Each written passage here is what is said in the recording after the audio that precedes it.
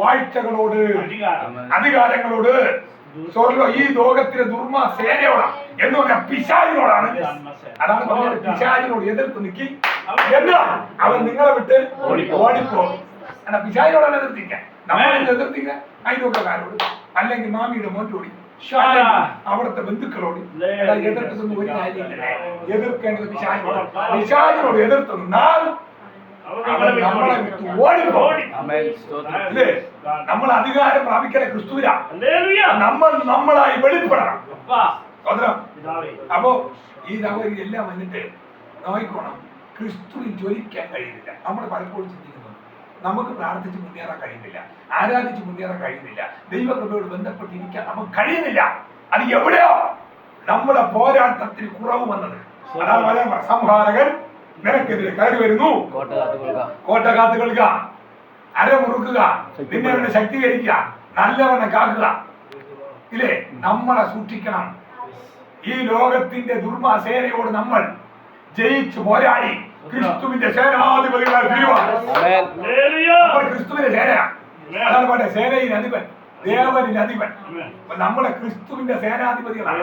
അഭിഷേകം നമ്മിലാണ് വിളിക്കുന്നത്. പണ്ട് ഒരു പാട്ടുകാരൻ തുമ്മി പാസ്സാണെന്നോ, തുമ്മിയാണോ, കറുത്ത മനുഷ്യനാണ്. എല്ലാവരും കളിയാണ്. ഇദ്ദേഹത്തെ എല്ലാവരും കളിയാണ്. പാട്ടെഴുതുന്ന വിരുദ്ധനായി എല്ലാവരും കളിയാണ്. കറുത്ത മനുഷ്യനെ ആരും കണ്ടാൽ അയ്യോ ഇന്ന് പിന്നെ അങ്ങനെയാണ്. ഇന്ന് പിന്നെ സഭയിൽ സ്ഥാനം കൊടുക്കുന്നത് കറുത്തവൻ, വെളുത്തവൻ, ജാതി, മറ, പതുക്കം. യേശു പറഞ്ഞു നിന്റെ പള്ളിയിൽ ഒരുവൻ വന്നാൽ മുഖ്യ സ്ഥാനം കൊടുക്കരുതെന്ന്. അങ്ങനെ കൊടുക്കുന്ന പാസ്റ്റർ ഉണ്ടെങ്കിൽ നിങ്ങൾ ചിന്തിക്കണം, പുള്ളി നരകത്തിന് സീറ്റ് ബുക്ക് ചെയ്തിട്ടാണ് ഇവിടെ നിൽക്കുന്നത്. അങ്ങനെ രണ്ടായിട്ട് കണ്ടാലേ വിശ്വാസിയെ രണ്ടായിട്ട് കാണാൻ പറ്റും. ഞാനെന്റെ സഭയിൽ പറഞ്ഞു, 1 രൂപ തരുന്നവനും 1000 രൂപ തരുന്നവന് എനിക്കൊരു പോലെ അല്ലേ. ഒരു ദൈവദാസൻ അല്ലെങ്കിൽ ഒരു പ്രഥമ വിശ്വാസം വന്നു, ഉടനെ ചെന്ന് കസേര തുടച്ചിട്ടിരിക്കുന്ന കാര്യം പുള്ളി 0.10 കൊടുക്കുന്നു. പിന്നെ കറണ്ടിന് ബില്ല് പുള്ളിയാണ് അടയ്ക്കണേന്ന്, ലൈറ്റ് ബില്ല് പുള്ളി മാറ്റുമെന്ന്. എന്റെ വീട്ടിൽ എന്ത് ആവശ്യമുണ്ടെങ്കിൽ പുള്ളി വരും. ഇല്ലേ, പാസ്റ്റർ വീടുമായിട്ട് ബന്ധപ്പെട്ട് പോകുന്ന വിശ്വാസി സ്വർഗത്തിൽ പോകില്ല. വിശ്വാസിയുടെ വീടുമായിട്ട് ബന്ധപ്പെട്ട് പോണ പാസ്റ്റർ സ്വർഗത്തിൽ പോകില്ല. ഞാൻ ബൈബിൾ പഠിച്ചിട്ടേ ഇത് 2 കാര്യമാണ്. നമുക്ക് 2 അപ്പനാണ്. ഉദാഹരണം പറഞ്ഞു 2 അല്ല, ഒരു 3 അപ്പനെ കുറിച്ച് ഞാൻ പറഞ്ഞുതരാം. 3 അപ്പനെ കുറിച്ച് പറഞ്ഞുതരാം. 1, ഇതെന്റെ വീട്ടിൽ ചിന്തിക്കുക. എന്റെ അപ്പനുണ്ട്, അമ്മയുണ്ട്, ഭാര്യയുണ്ട്, മക്കളുണ്ട്. എന്റെ അപ്പൻ ഈ വീട്ടിന്റെ അധികാരം ആർക്കെന്നറിയാമോ? അധികാരവും അവകാശവും ഇതിന്റെ നിയന്ത്രിപ്പുകാരൻ ആർക്കറിയാമോ? എന്റെ അപ്പനാണ്. ഈ വീടിന്റെ കാര്യമാണ് ഞാൻ പറയണം. ഈ വീട്ടിന്റെ എല്ലാ കാര്യത്തിന്റെ ഉത്തരവാദിത്വം ഗ്രഹനാഥൻ. അവിടുത്തെ ഗ്രഹനാഥൻ മരിച്ചു പോയാൽ അവിടുത്തെ അമ്മയായിരിക്കും. ഇപ്പം അമ്മ, മോള്, അപ്പൻ. നിങ്ങളുടെ കുടുംബത്തിന്റെ ഏറ്റവും പ്രഥമ സ്ഥാനം അപ്പനാണ്. നിങ്ങളില്ലെന്ന് പറഞ്ഞാൽ ഞാൻ ചോദിക്കില്ല. ഇതാണ് ബൈബിളിന്റെ ഓണം. അപ്പം ആ കുടുംബത്തോട് ബന്ധപ്പെട്ട് എന്ത് നടന്നാലും പ്രഥമ സ്ഥാനം പുള്ളിക്കാണ്. പുള്ളി ജീവിച്ചിരിക്കുമ്പോൾ ഇല്ലേ. ഉദാഹരണം ഞാൻ പറയാണ്, മോക്കൊരു വിവാഹം വന്നാലും പുള്ളിയാണ് അതിന്റെ റോൾ. അതുവരെ ദൈവം ജീവിച്ചിരുത്തും. സ്വതന്ത്രം അല്ലേ? ആരും അല്ലേ പറയണില്ല. അപ്പൊ അതുവരെ കാണും സ്വതന്ത്രം, ദൈവത്തിന്റെ വരവ് താമസിച്ച. ഇനി രണ്ടാമത്തെ കാര്യം, ഇത് നമ്മുടെ പാസ്റ്ററാണ്. നമ്മളെല്ലാവരും ശോഭ പാസ്റ്റർ പള്ളിയിലാണ് പോകണം. പള്ളിയിലാണ്, ഇത് പള്ളിയാണ്. അടുത്തത് പറയുന്നത് പള്ളിയാണ്. നമ്മൾ പാസ്റ്റർ ഇതാണ് പോകണം.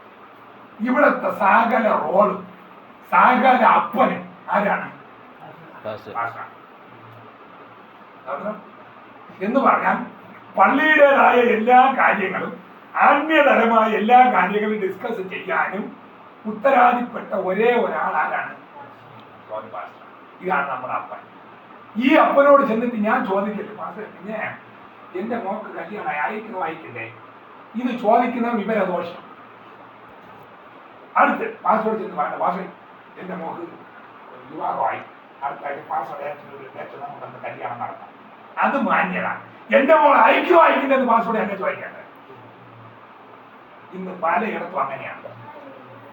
പാസ്റ്റർ പറഞ്ഞാലേ അയക്കൂ, പാസ്റ്റർ പറഞ്ഞില്ലെങ്കിൽ അയക്കും. അങ്ങനെ ഉണ്ടല്ലേ? പ്രത്യേകിച്ച് തിരുവനന്തപുരത്തുണ്ട്. ഇല്ലെന്ന് പറഞ്ഞിട്ട് കാര്യം ഞാൻ ഉദാഹരണം പറഞ്ഞത്, ഞാൻ 4-5 പെണ്ണുമാർ പാസ്റ്റർ പറഞ്ഞല്ലോ പോയി. അപ്പൊ ഞാൻ പെണ്ണ് കണ്ട ഇച്ചിരി മടിച്ചു നിന്ന കൂട്ടത്തില്ല. മടിച്ചു നിൽക്കാൻ കാര്യം നടക്കുമല്ല, എന്റെ ഈ വലത് കൈ രണ്ടാമത് ചെയ്തതാണ്. ഈ മുട്ടി നിറവി തറ വീഴുന്നതാണ്. ഈ മുട്ടി നിറവി തറ വീഴുന്ന ഇടത് കൈ കൊണ്ടെടുത്തുകൊണ്ട് ആശുപത്രി പോയ ആളാണ് ഞാൻ. 15 ലക്ഷം രൂപയായിട്ട് ഇപ്പൊ ഇങ്ങനെ ട്രീറ്റ്മെന്റ് ചെയ്ത് വെച്ചിരിക്കുകയാണ്. കൃപയാണ്, ദൈവത്തിന്റെ കൃപ. ഞാൻ ഇങ്ങനെ നിന്ന് നിങ്ങൾക്കാർക്ക് ഞാനൊരു മുണ്ടിയെന്ന് തോന്നില്ല, കൈ കമ്പളെന്ന് തോന്നില്ല. അപ്പോ കല്യാണത്തോട് ബന്ധപ്പെട്ട് പോയപ്പോൾ ഞാൻ പറഞ്ഞു ഇപ്പോഴും വേണ്ടതൊക്കെ റെഡിയായിട്ട് വരാം.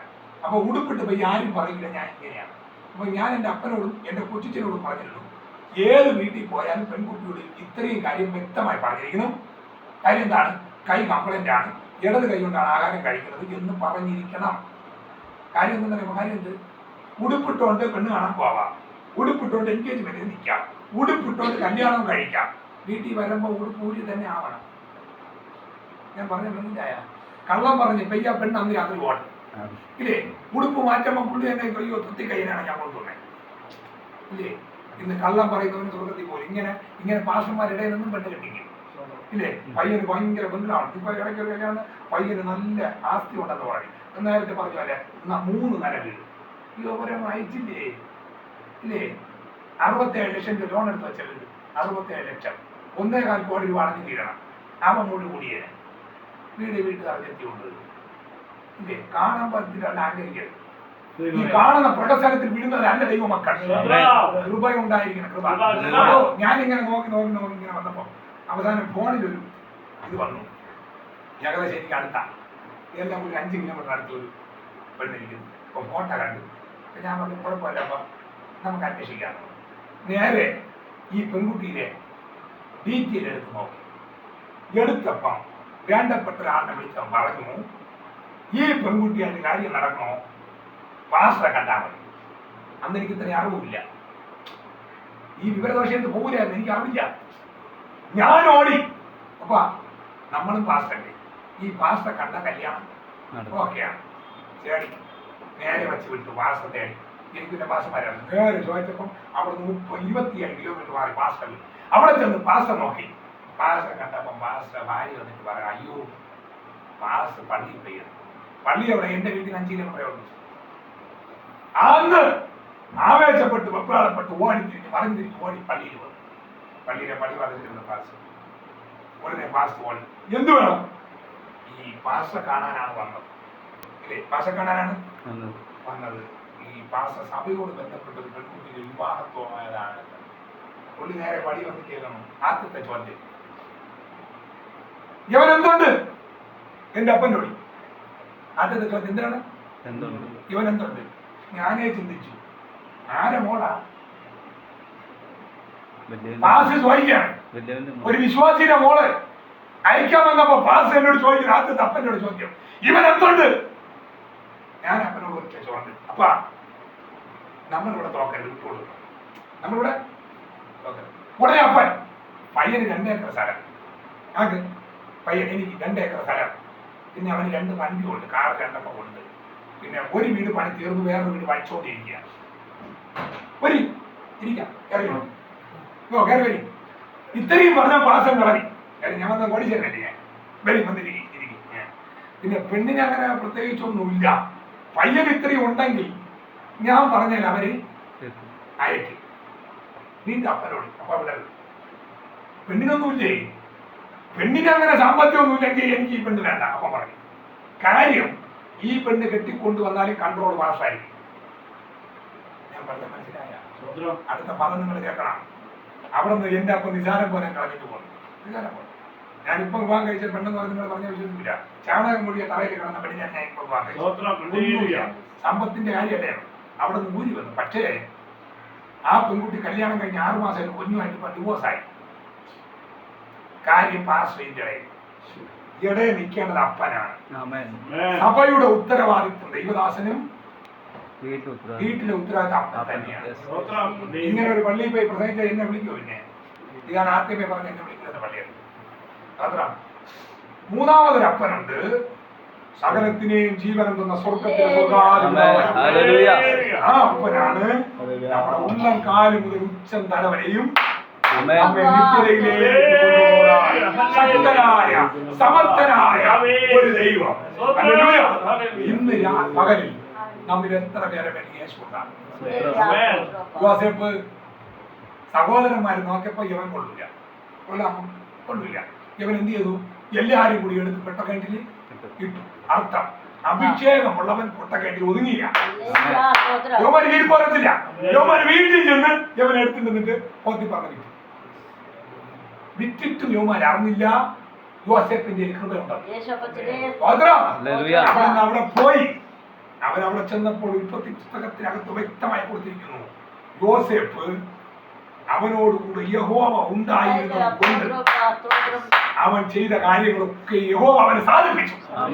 ഇന്ന് പകലിൽ നമ്മുടെ കൂടെ ദൈവം ഉണ്ടെങ്കിൽ നമ്മൾ ചെയ്യുന്ന കാര്യങ്ങൾ യഹോവ സാധിപ്പിക്കും. മോശയുടെ ദൈവം പറഞ്ഞു, മോനെ, യോശുവയുടെ ദൈവം പറഞ്ഞു, മോശയോട് കൂടെ ഇരുന്നത് പോലെ ഞാൻ നിന്നോട് കൂടെ, ഞാൻ നിന്നെ കൈവിടുകയില്ല, ഉപേക്ഷിക്കുകയില്ല, ഒരു നാളും നിന്നെ തള്ളിക്കളയില്ല, ഞാൻ നിന്റെ കൂടെ ഇരിക്കും. ഈ പകൽ ദൈവം നമ്മളെ കൂടെ ഇരിക്കണം. യോസേഫ് കൃതാർത്ഥനായിരുന്നത് കൊണ്ട് അവനോട് കൂടെ ദൈവം ഉണ്ടായിരുന്നു. അവൻ ചെയ്ത കാര്യങ്ങൾ യഹോവ അവനെ സാധിപ്പിച്ചു കൊടുത്തുവെങ്കിൽ ഈ അനുഗ്രഹിക്കപ്പെട്ട പകൽ നമ്മൾ ചെയ്യുന്ന കാര്യങ്ങൾ ദൈവം നമുക്ക് സാധിപ്പിച്ചു തരണമെങ്കിൽ നമ്മുടെ കൂടെ ദൈവം ഉണ്ടാകണം. നമ്മുടെ കൂടെ ദൈവം ഉണ്ടെങ്കിൽ വെളിപ്പാടിന്റെ അർത്ഥം പറഞ്ഞുതരാം, ഒരു കൈയില്ലാത്തവൻ സന്തോഷത്തോടെ ഇരിക്കും. ഇല്ലേ? ക്യാൻസർ രോഗിയും ചിരിച്ചോണ്ടിരിക്കും. അമ്മേ കാര്യം അവൻ അറിയാം, എന്റെ മേലുള്ള രോഗത്തെക്കാൾ വലുതാണ് എന്റെ യേശു. എന്റെ മേലുള്ള രോഗത്തെക്കാൾ വലുതാണ് എന്റെ യേശു. ഈ രോഗത്തിന്റെ ഒന്നും എന്നെ തകർക്കാൻ കഴിയുന്നു. പാവപ്പെട്ടവനെ അടിച്ചമർത്തിയ ശൗൽ യേശുവിന്റെ മാർമിക സ്നേഹം വെളിപ്പെടുത്തപ്പോൾ അവൻ പറഞ്ഞു, നിന്റെ നിമിത്തം ഞങ്ങൾ ഇടപെടാതെ കൊല്ലുന്നു, അറുപ്പാനുള്ള ആളെ പോലെ ഞങ്ങളെ നാമോ നമ്മെ സ്നേഹിച്ചവൻ മുഖാന്തരം ഇതിലൊക്കെയും പൂർണ്ണജയം പ്രാപിക്കുന്നു. മരണത്തിനോ ജീവനോ ദൂതന്മാർക്കോ വാഴ്ചകൾക്കോ അധികാരങ്ങൾക്കോ ഉയരത്തിനോ ആഴത്തിനോ മറ്റ് ഏതൊരു സൃഷ്ടിക്കും നമ്മുടെ കർത്താവായ യേശു ക്രിസ്തുവിനുള്ള ദൈവ സ്നേഹത്തിൽ നിന്ന് എന്നെ വേർപെടുത്താൻ കഴിയത്തില്ല. പിന്നെയാണ്